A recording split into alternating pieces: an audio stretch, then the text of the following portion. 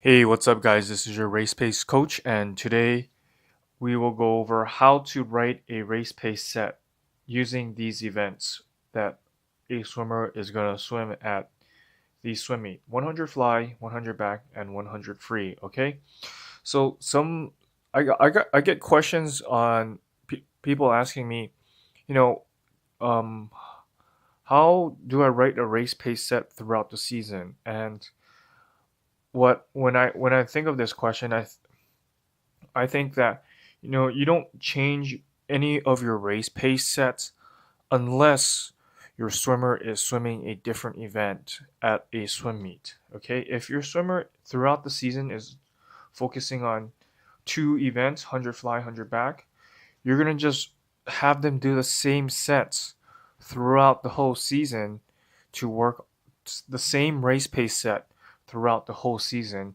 to work on the 100 fly and 100 back. Okay, or and if they if you're going into a meet and they're swimming a different event, that's when you change their race pace sets around so that you know they're they're focusing on they're focusing on their race pace, they're focusing on the race pace event. Okay, and doing the race pace sets at practice. All right, so let's start off with the 100 fly. So what I normally do for the 100 butterfly is I have the swimmers do 12 times 50s, and then I also have them do 4 50s. This is at a 50 race, and this is at a 100 race. Okay, same thing for the two back. Okay, and then the one back, I mean.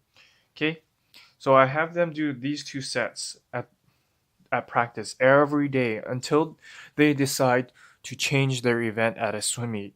They will be swimming these sets every day.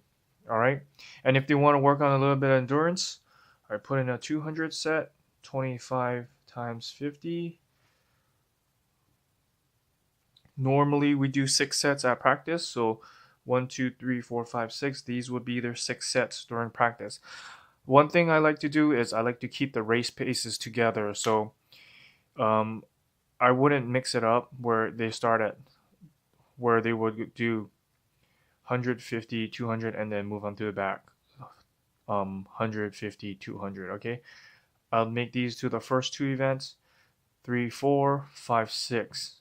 Okay, or 1, 2, 3, 4, 5, 6. All right, just to make sure that they understand each race pace and how each race pace feels. Okay, and it would be the same thing for the 100 freestyle. Okay, it would be 1250s. This would be 12, 4, and 25s. Okay, and then they do this throughout the whole season. Throughout, they do this for months. If I have swimmers just focusing on just focus on fly and free at the 100 pace, because what I do is I let them choose their events, because I believe that when you let swimmers choose what they like to do, they excel at it, because that's what I did when I was swimming. I always chose the 100 fly, and that's how I got better at it. I just stuck with swimming fly every day. I didn't do race pace, but um I did fly, like, for when we had a choice to do any stroke, I would always choose fly. Okay, and then of course when I got in trouble, I got punished and I did lots of fly.